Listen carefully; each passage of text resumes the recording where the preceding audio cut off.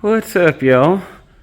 In this episode of Ethan the Fence Man, we're replacing the intake gasket set on our, what is this? 2004 Pontiac Grand Prix. All I know is she's got the 3800 in her. Yeah, so here in this video we're going to be tackling one of the several issues we're going to work on in this car, and it's like the main one. She currently has an overheating issue. Other than that, runs mint, but I can see it's leaking at both ends of the intake manifold where it mounts to the engine block. So the first thing we're going to be doing in here is getting our wire harness loose. We need to undo all our connectors back here. A lot of this is the fuel injectors on each side. And we need to unplug, all the other plugs, EGR and whatnot. Get this harness loose from back there. Take my spark plug wires off. And we're gonna remove the throttle body completely. You don't really have to do that. You could just leave it on that plenum piece there. Unless, of course, if yours looks like that one does, you should probably take it off too. I'm gonna clean that thoroughly. That's the only reason I'm removing it. If it was clean, we could have just left it on. But anyway, we'll start disconnecting a lot of connectors and remove that, and then we'll unhook other stuff.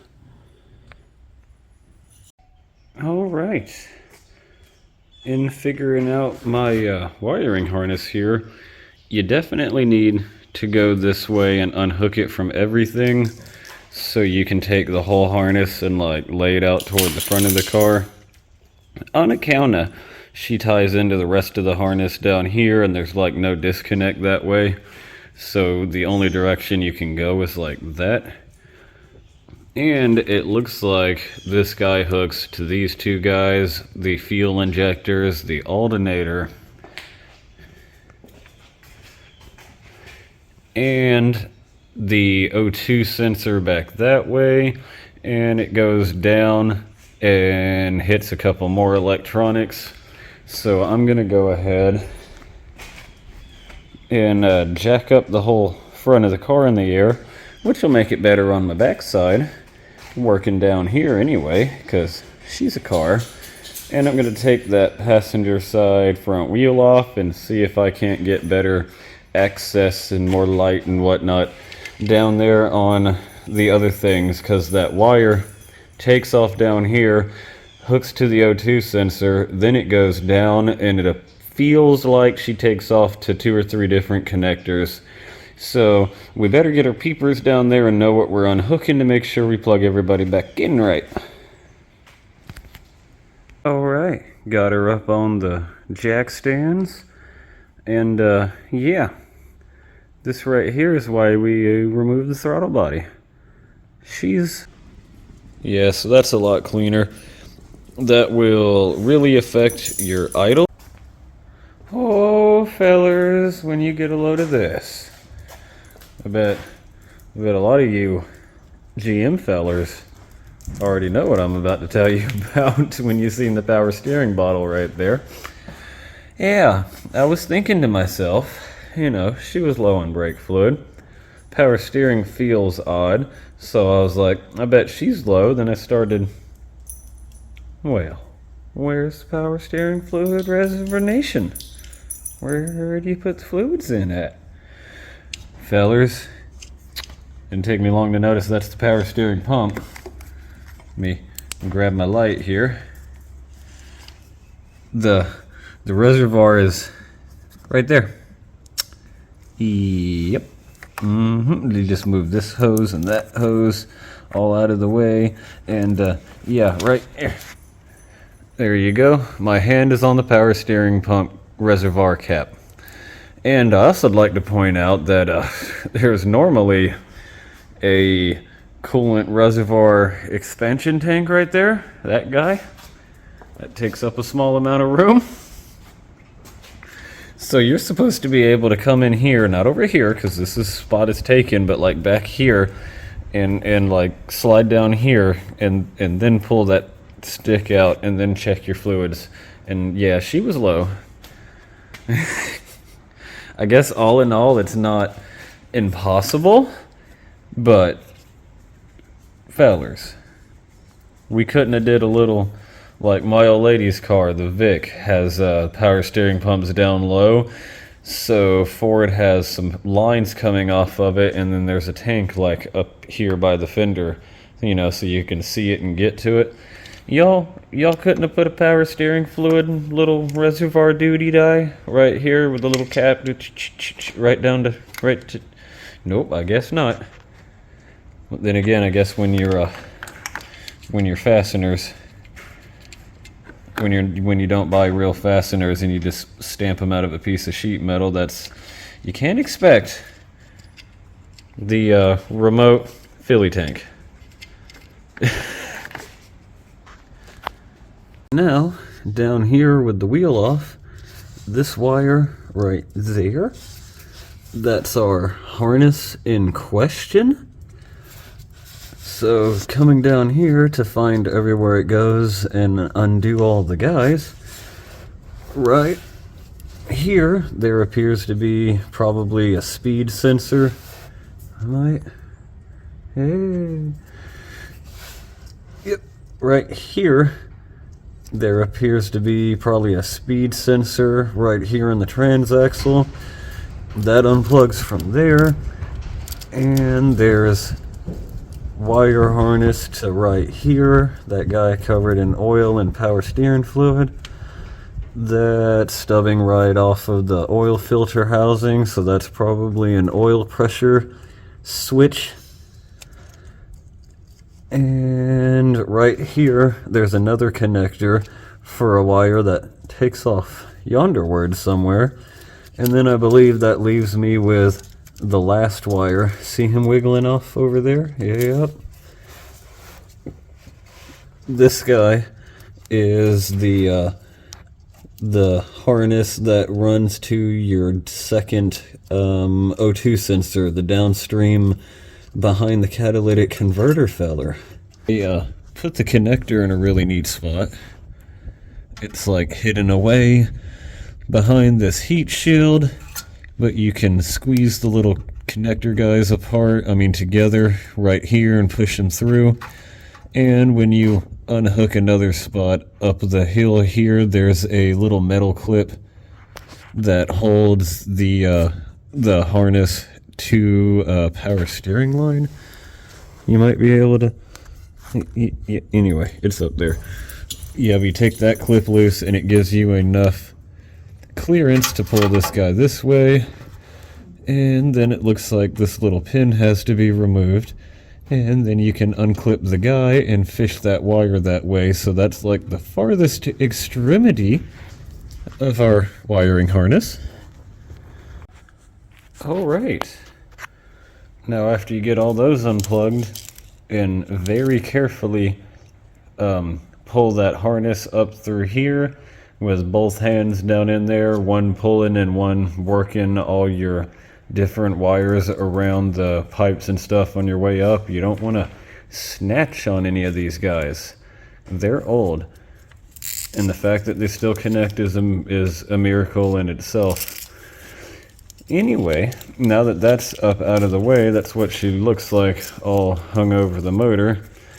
And from there, I can undo my connections on this alternator. And then after that, it looks like it's just fuel injectors on this side. Then this whole half of the harness will move up over that away somewhere. In other news, I'm also removing on this air box. Not that you need to for the intake gasket replacement. I'm just doing it because I want to clean up underneath it. And I'm also interested in what the electrodigitals is going in there. There's a big fat harness of wires running into the airbox for some reason. Makes me wonder, is the ECM in there? I bet the ECM is in there. That's weird. Anyway, yeah, I'll be taking that apart later and we'll find out what goes on in there. But for now, more wire harness removal. Great. Okay. Now after I finished coming around the bend here, undoing all the fuel injector guys, and there's another connection that runs off that way somewhere. All of that kind of moves right over out of the way, and I'm gonna leave it just like this. The weight of the harness is just about enough to keep it like held up out of your way. I wouldn't recommend pull in and grab in and like over this way and hook it somewhere to keep it out of your way. See what I did here? She's 20-year-old GM harness now, fellers. What I did here is I just took this bungee cord and I just hanging it from it. It's not actually like stretched to anything, and that's enough weight. So she just rests over there. Now, moving back this way, things are different looking without all the wires in the way. And it would appear my next plan of attack is going to be that fuel rail. And I'm pretty sure all I got to do there's 4, looks like 10 millimeter nuts on 2 on each side, and then wiggle, wiggle, shake, pop. Then they pop out of all the injectors. And yeah, after that's out of the way, it's a storm out there. After that's out of the way, we might be clear and free to remove the plenum, which is this guy. He's like the air housing bit mounted on top of the intake manifold. This is a Series 3, 3800. On the Series 2, this guy would have been plastic. Alright, now we've got the fuel rail sitting over there, or fuel rails, whatever. But when you pop that guy off, and it comes out pretty easy after you take the 4 bolts off, you just wiggle back and forth. The injectors are clipped to the rails, so they're going to stay with the rails, and they'll pop out of your injector holes over here in the intake manifold. And you're going to want to be real careful when you take this out, because you're going to have 6 wide open holes into your motor that are big enough for a nut or something to fall down into. So what I do is just rip off a little piece of the blue towel and put it in my thumb like that, and then give her a spin, sort of like one of the what are those things, earplugs, and then push that down into the hole. And then there you go. Now when you're over here taking your bolts out of here, you can't accidentally go whoops. Now I got to pull the cylinder heads. Yeah. And from here I think I'm good to go ahead and take all the bolts out of the plenum, and the plenum should be coming off. Well, we weren't quite ready to pull the plenum bolts yet. This bracket right here, he's got a 10 millimeter bolt there holding onto your plenum, and there's 2 half-inch bolts, one here and one way down there. A pleasure to get to both of those. You got to use a wrench on this guy. You can get a ratchet and a short well socket over here, and you can pull that bolt completely out. This one runs into the plenum and can't quite come out, but you can get the guy loose enough to get up off of your stud here. And that's when I noticed the alternator. I think I can get the bolts out, and the plenum might just right out from under the alternator, but we're probably just gonna pop that out of the way quick anyway, because I'm sure it's gonna make the intake manifold and cleaning everything up easier without the big charging whirler writing the words. So we'll just pop that off quick. Well, taking the alternator off is pretty standard deal. 15 mil down here, push the guy out of the way, the belt slides off. 1 mounting bolt hole here, another bolt right over there, and as it turns out, you really need a 15 mil and a wrench or a deep well socket. However, if you don't have enough, if you don't have one of those, you do have enough room for the short well 15 mil and the vice grips. Yep. Yeah, you do. Now I've got all my bolts pulled out of the thing there, pulled out of the plenum, and I made a little diagram here.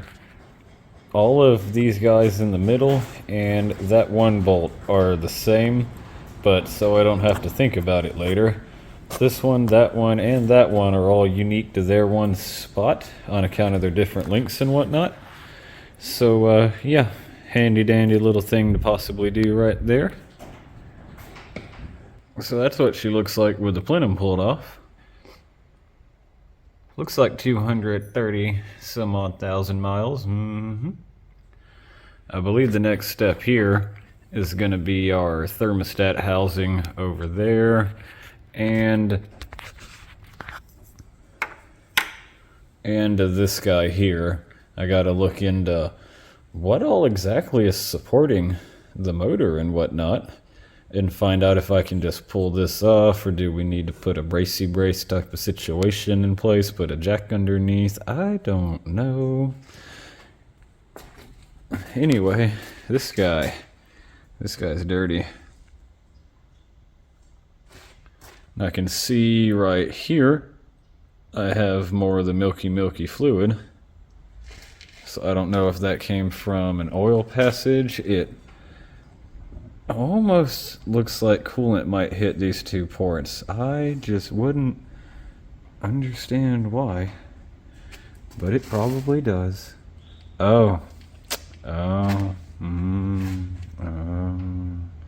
Coolant comes up through here, around this way, hits the throttle body, so she's got a coolant passage.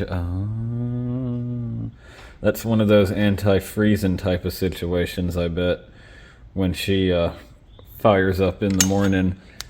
As soon as the coolant gets some temperature, it's like warming up the throttle body. That may have something to do with better atomizations, but I think it's mostly to keep the throttle blade from getting frozen stuck in the winter in northern states. But yeah, yep. Okay, that explains why there's coolant there.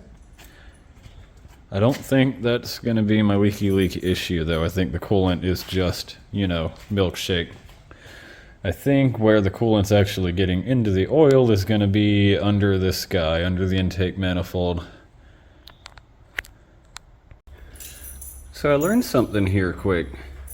When you're removing all the bolts out of this intake manifold, you may think that the guys across the side on each side are the only bolts.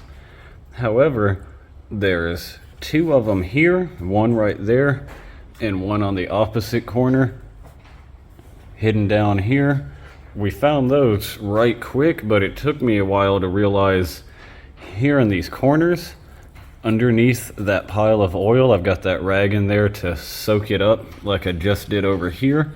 But underneath the little pile of oil in each corner, there's two more mounting bolts. So that's like a total of 4 of the hidden fasteners. I started to pry on the end, but not very hard, and I quickly noticed that it wasn't popping right loose.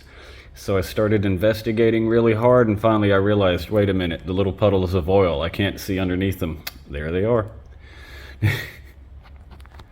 All right, well, now that I got all the rest of the bolts out that were holding it down, you can slip a pry bar right under here in this cavity.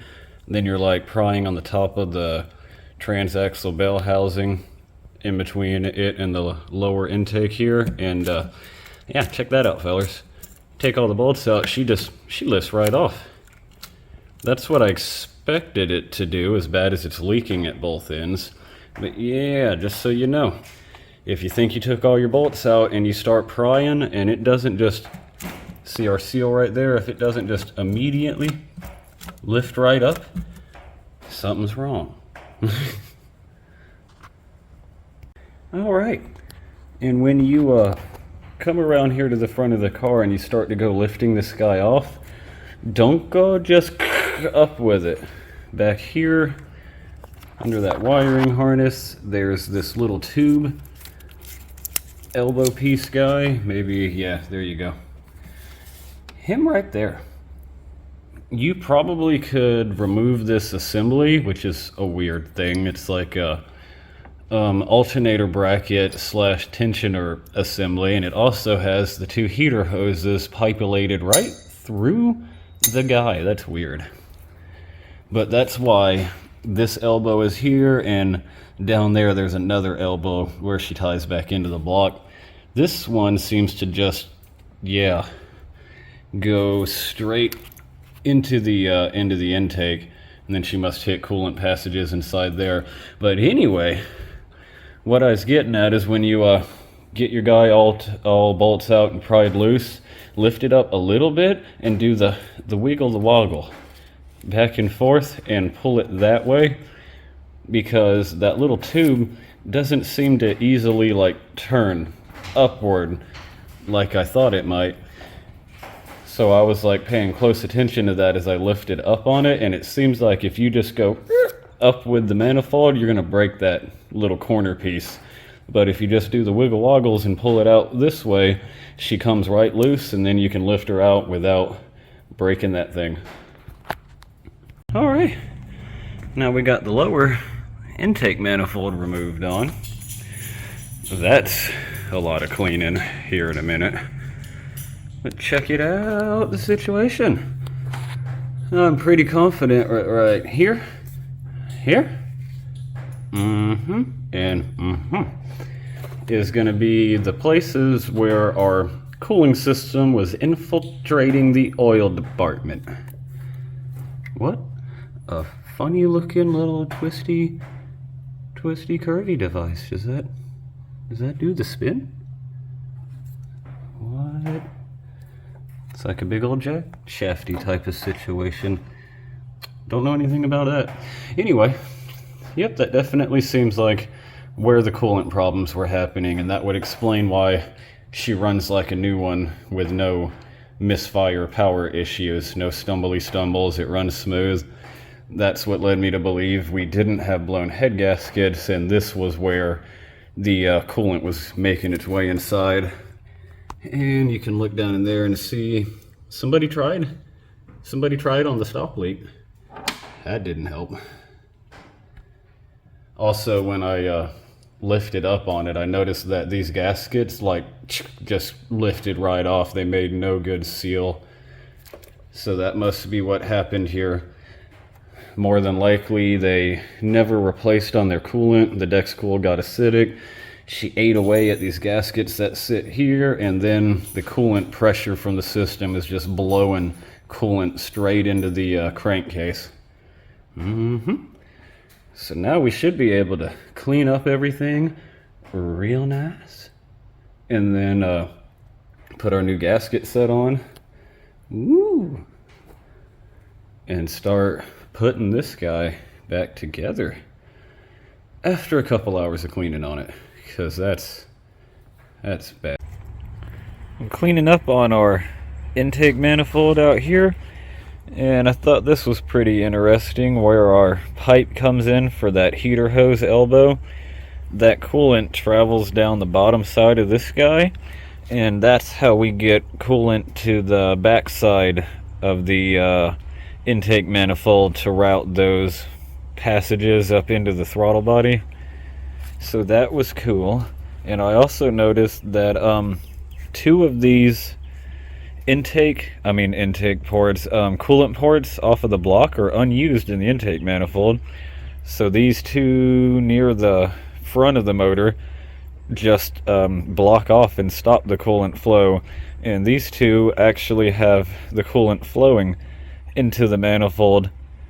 It almost seems like they just tie TN and TN to this body of coolant going that way to keep everybody flowing.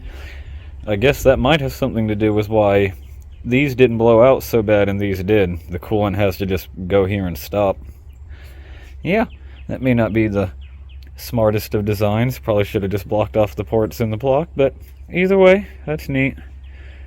Now we got a lot more cleaning to do. Okay, in getting cleaned up in here, I just pulled the alternator tensioner heater hose sorter bracket off. See, she ties into the intake manifold here and to the block down there. This guy had 3 bolts holding it in place, 2 of which are real easy to see, one here and one there, and then there's one that you got to look for back here, and that's these 3 guys. 2 of them are the same length, but this upper one right here, she's slightly longer. Don't mix those up. Anyway, the reason I pulled that off is, well, for 2 reasons. One, I want to clean all the oil, gunk, fire hazard mess out of there. And we're putting new valve cover gaskets on it.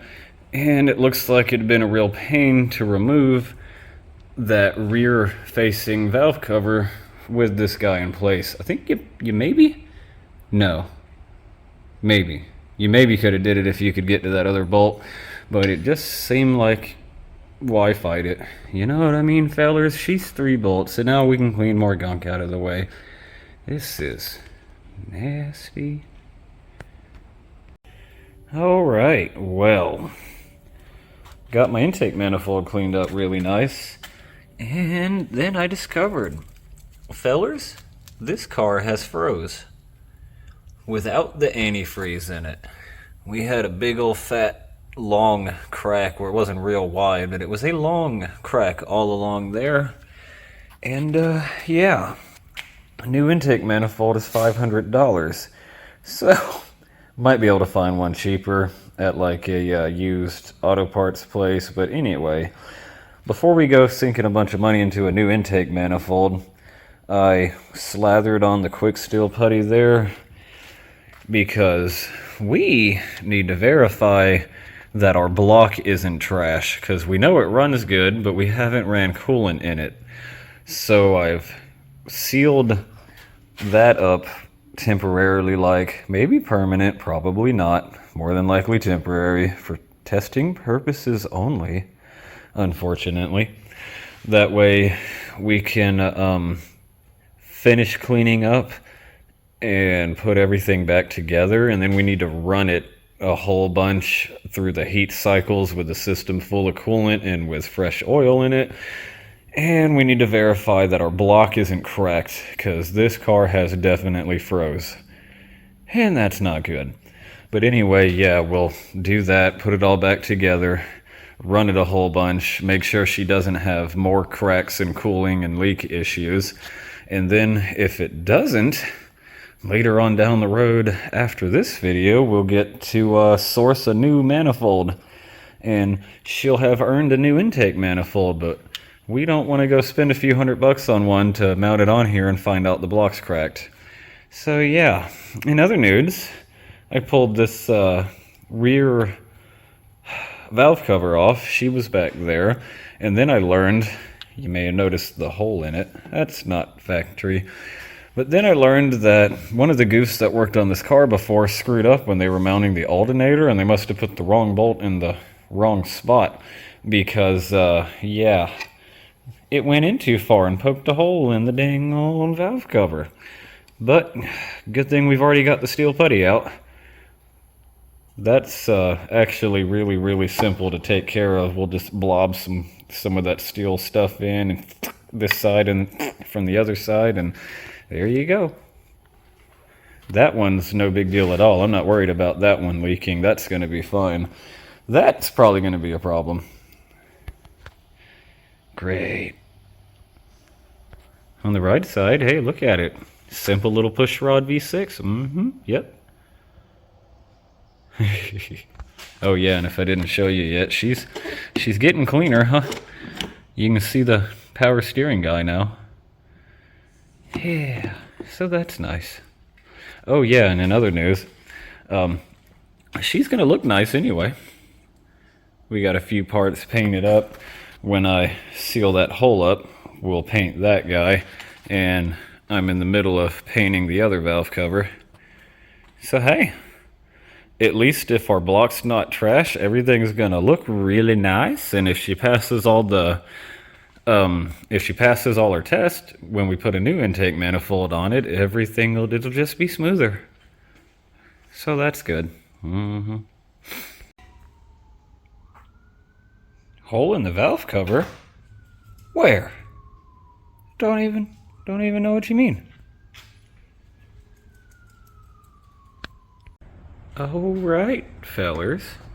Well, despite all the cracks and holes and issues and situations, we got her all cleaned up. I pulled my airbox out too. By the way, the ECM, she is inside the airbox. I pulled all that out just to clean up on her. And I got a little rust spot here and there I want to hit with the sandy sands and spot a primer on it. But anyway, we've got our mating surfaces all cleaned up and nice. And we are just about ready to drop our intake manifold back in place with new gaskets and all. But before we go ahead and do the final brake clean on my mating surfaces here and set it on top of the new gaskets, I never removed this down pipe, up pipe.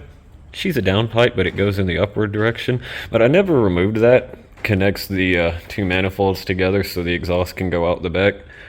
So here on the front of the intake manifold, where I guess this is the back of it, front of the motor's the other way, there's this little cap with this really old disintegrated gasket in it. That probably seals just fine. You just leave that there. Yeah, I'm not sure what he does. It would appear to me that, oh yeah, this is definitely a coolant port. Yeah, so that was going to be another coolant leak. But anyway, the reason I'm bringing up this seal right here and that other pipe that I didn't take out is because I don't want to take that pipe out and I don't want to break the bolts off of it. And if I was to go get this all gooped up and ready and put it back on the motor, you can't take this guy off. The pipe, she's in the way. So yeah, just helpful advice if you're in the same boat I am, and you probably are, where you don't want to break those exhaust bolts off. Make sure you swap this guy. If you don't have the appropriate gasket for it, at least goop them up with the RTVs. I got a really good gasket set for the operation here. Molly, something or another. And where's your number? What's your identification? Well, make it easy for a guy, why don't you?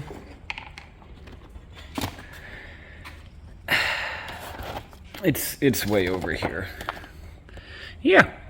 So here's the part number for that, MIS16203A. And the reason we got this kit is because, well, you see how far you got to tear down into it to get to your leaking intake gaskets. And you can just buy these guys, your intake port gaskets, and these guys here, what go across the China walls. You know what I mean? You can just get that, and you technically probably could reuse valve cover gaskets and a couple other things. But fellers, I know nothing about the history of this here Pontiac vehicle, and all the seals and gaskets that I took apart are almost 20 years old now. So for a considerable amount of extra dollars, you can get the bigger kit here, and you have every gasket and seal that you broke loose on the way down, and you can go ahead and put new valve cover gaskets in while you're in there.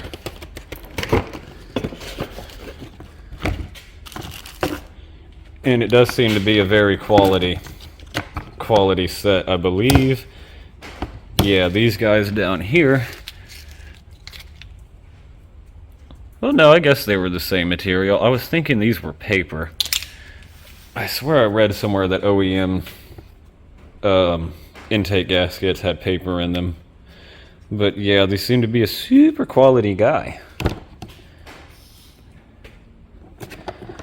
And I think this whole kit's like $120 or $130, but individually, you know, you could pay like 60 or something for these two guys, the two China wall dudes, and the little RTVs for where they meet up in the corners. But then the plenum gasket here is like another $40 or $50, and then there's all the miscellaneous little guys. Like we got new seals for all the bolt spots on the valve cover everywhere where they click in and seal. Those are all new and fresh. And then all our freshly painted, nice looking stuff won't have immediate friggin' oil leaks. Yep, but anyway, I'll just let you know about that thing. Make sure you get into your gaskets, and if you're like me and you don't want to take this pipe out, just make sure, where is it? Just make sure that you get this guy all sorted and cleaned and put your new seal on or RTVM up before you drop it in place, or you'll be very upset with yourself. All right.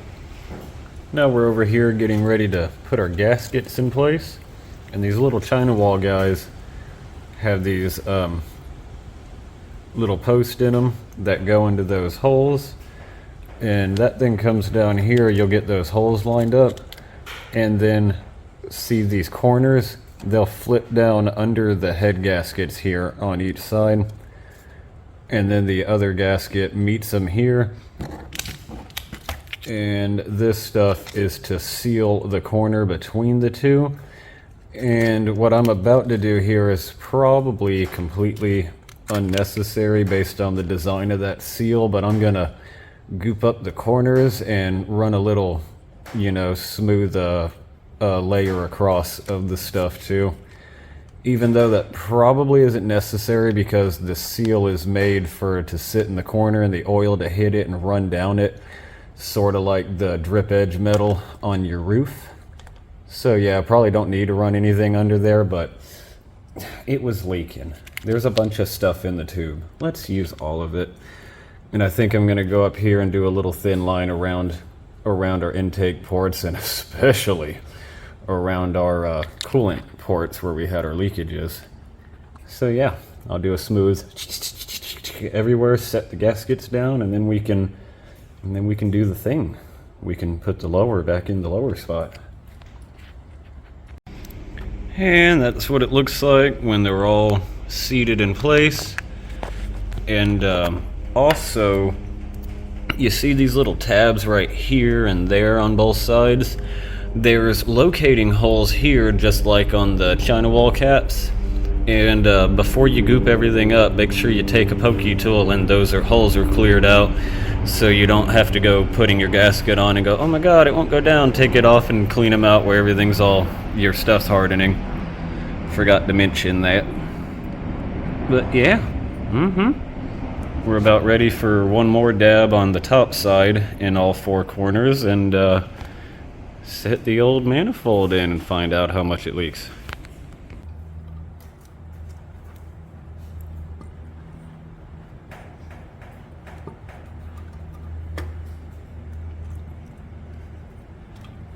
All right, now we've got our lower intake manifold all bolted into place and torqued down to 132 inch-pounds.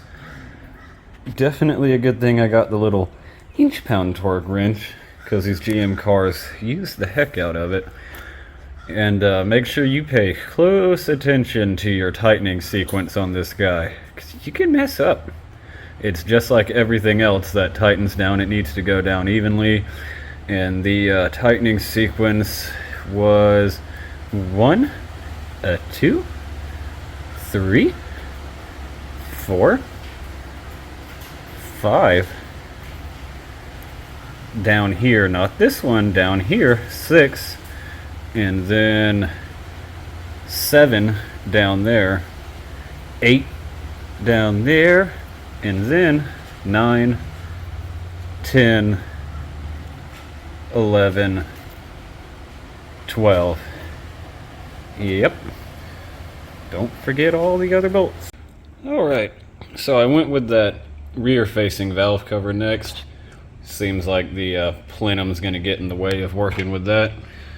I put the new gaskets in it, and it's probably not necessary at all, but I'm a feller that's always stressing about things leaking. So I put the thin layer of RTV all the way around the mating surface, and over here on the bottom side of the valve covers, I still got to clean the bottom of this one, but there's that track that it rides in, and when you clean that out really well, you can go around in a few spots on it and go a little dab, little dab, little dab of the blue RTV or whatever, and the gasket will stick in it. Otherwise she'll just fall right back out, especially if you don't clean it with it all oily like that. It'll really fall right back out. But if you clean it out and dab in a few spots, when you stick that gasket in, it'll stay in the valve cover, and you can come over here and go boop and set it into place without having to try to get another hand under there and hold the gasket in place, and then you'll inevitably have it fell out of place, probably inside the valley, you know what I mean? And then you'll go to start and you'll have a massive oil leak. So yeah. Alright, now I've got both my valve covers back on with all their new gaskets and grommets and whatnot. Those little bolts torque down to like 7 foot-pounds, 7 to 10, somewhere in there. And I also read that those guys are, I can't remember the word they used for it, but it means the bolt goes all the way to the bottom of the hull, which means if your old car's got a valve cover leak and you run under the hood real quick and snug your bolts down and they're already tight, don't turn them anymore, because it seems like after 10, 14 foot-pounds they're going to snap right off. And with them bottoming out in the bottom of the hull, I know if I didn't know that, I would have gotten here thinking if I had a valve cover leak, that seeing the squishy guys, I could just tighten her down some more and squeeze on the gasket. But that was neat to read that, so I know in the future, never do that. If they're already tight, don't tighten them anymore.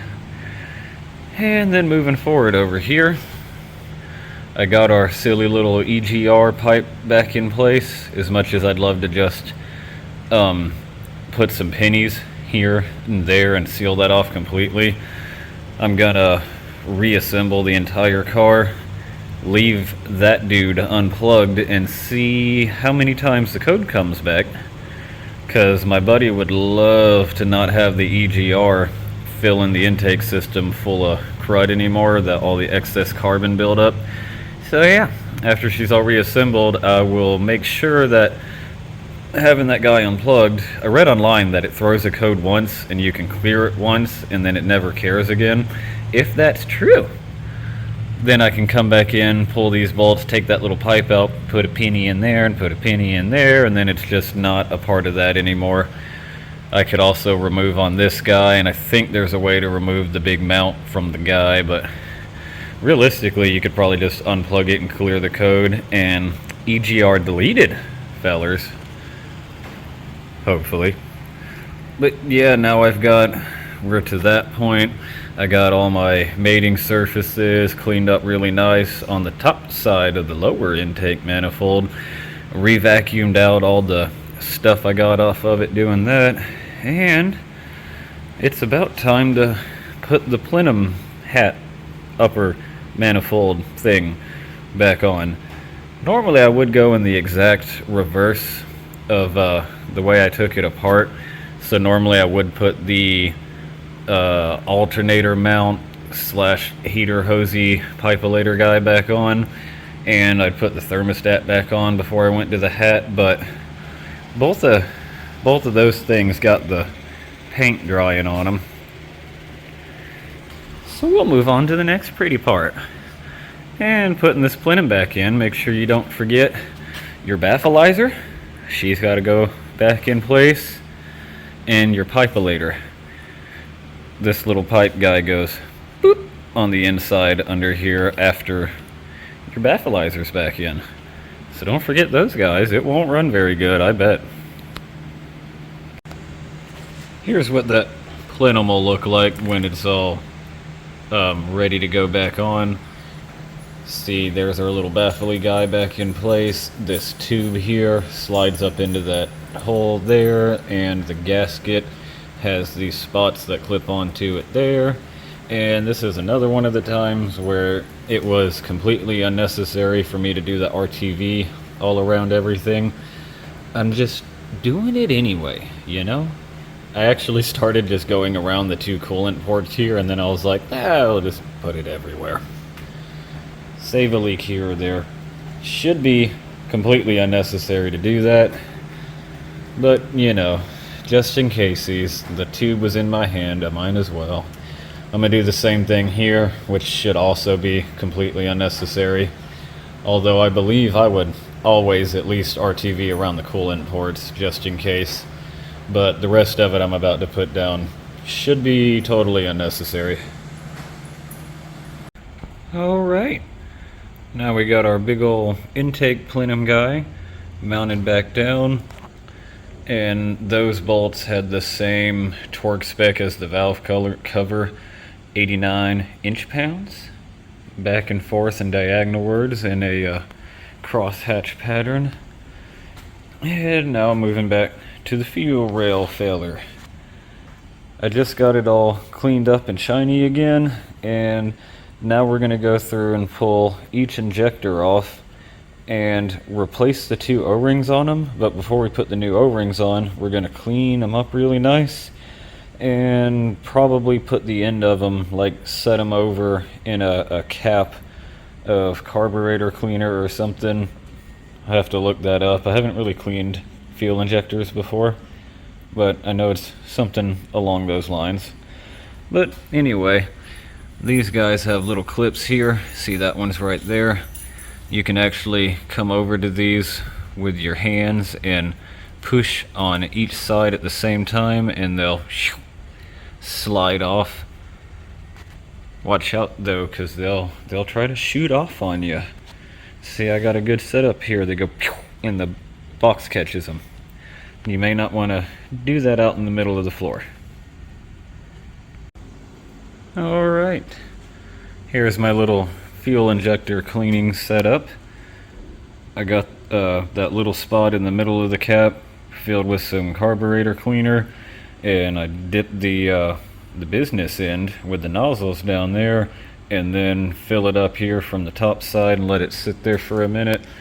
And then over here in this gasket kit, they got the little blue guys on the top and the little black guys on the bottom, but there's 6 of the blue ones for the top of the injectors and 12 of the black O-rings that go on the bottom. So I don't know if 6 of these go somewhere else I'm not aware of, or if maybe that's just to suit a different application. Maybe some of the other injectors have the same top bottom.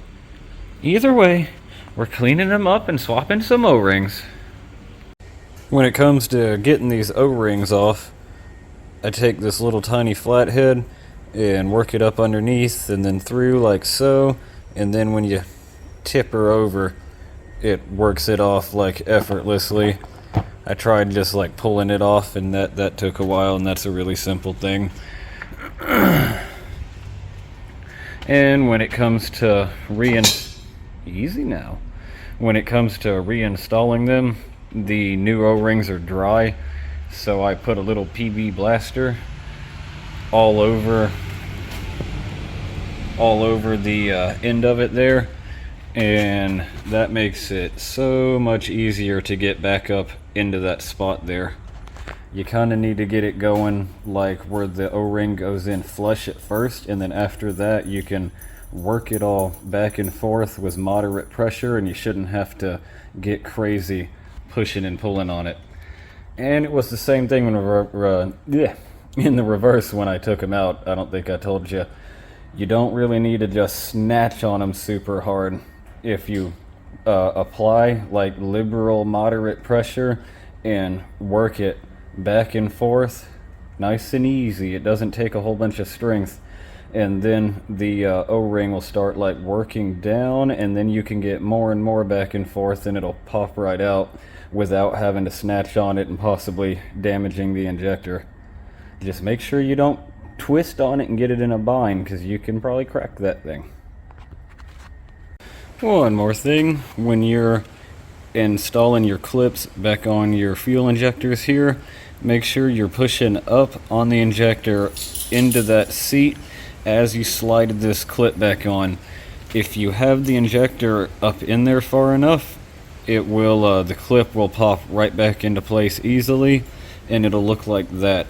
See how it's like tight around the edges? Now if it looks like this, see the injector is not quite in all the way, the clip's hitting in the wrong groove on the body of the injector, and the clip's hanging funny. That one is not in all the way, but you might think that she is. And that'll probably result in a fuel spray issue, and you just don't want that. Make sure they're closed.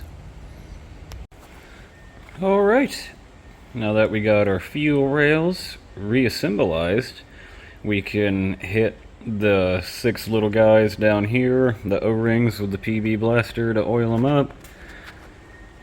And then it's ready to just set back down and into the holes.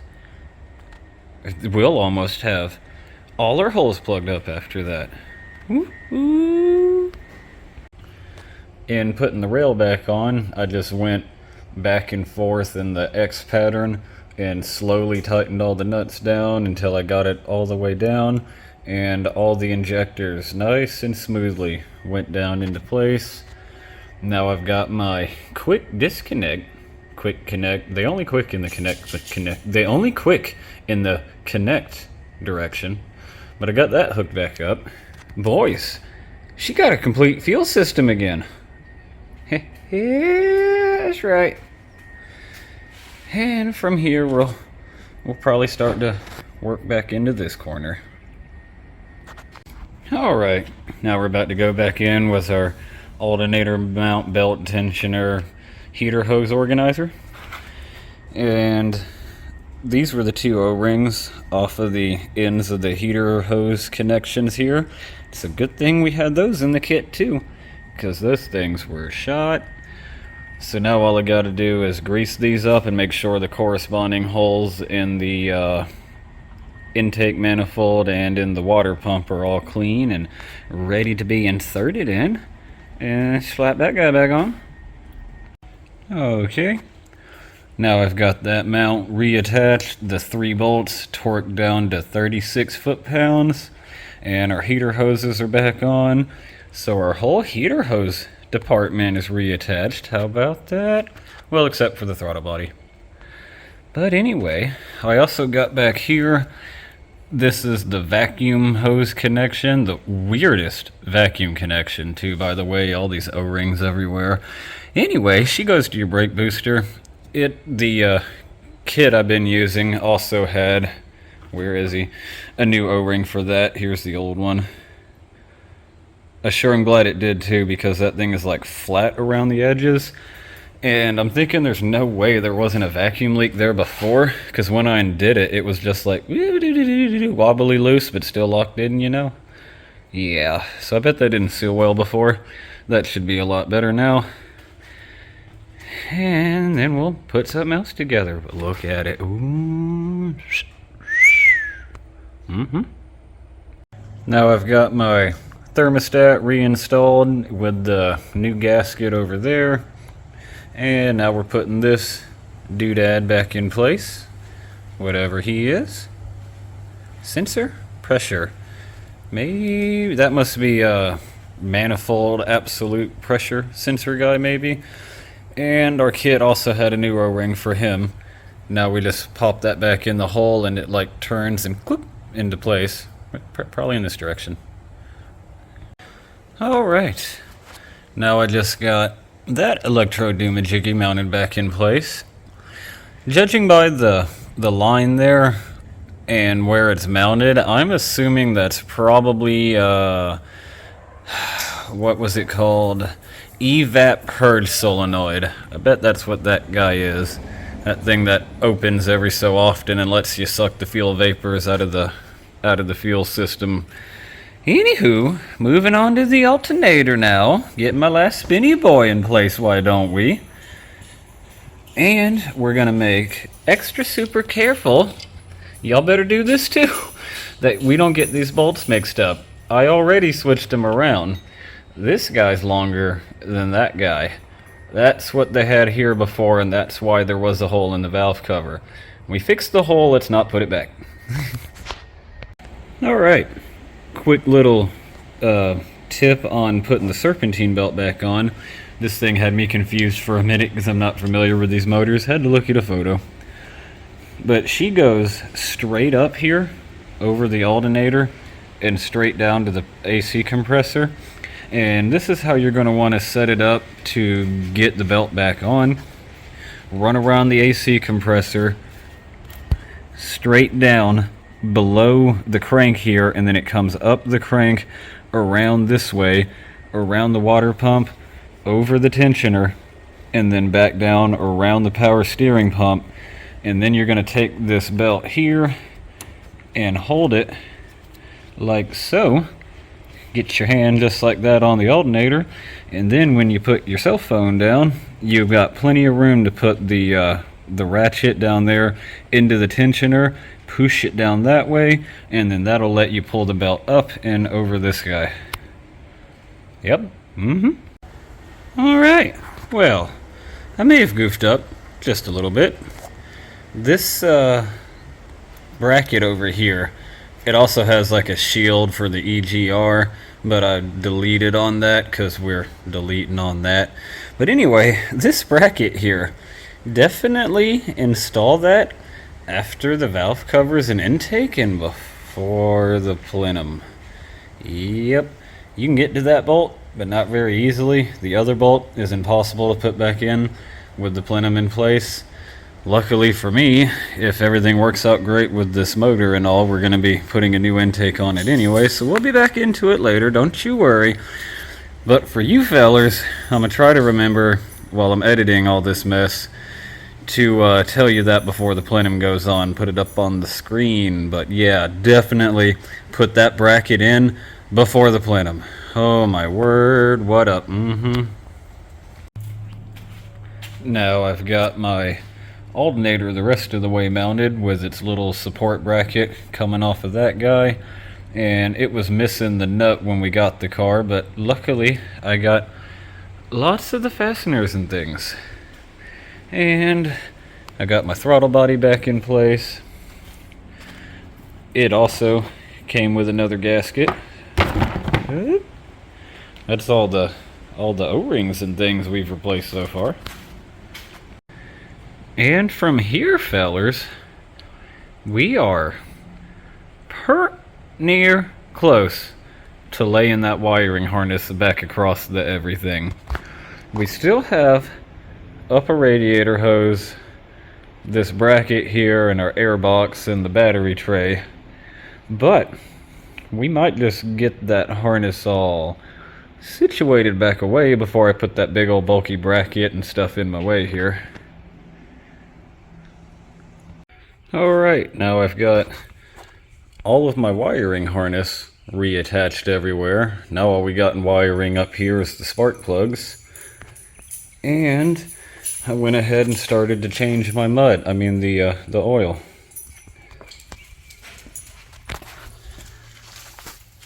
Conveniently for us, we already had this passenger side wheel off, and yeah, oil filter goes right there. That's kind of nice. I think you could probably get to that without taking the wheel off too, but it sure is handy with it out of the way. Yep, so now we'll throw a new filter on it, fill up the oil, and say a prayer for the rod bearings and the mains.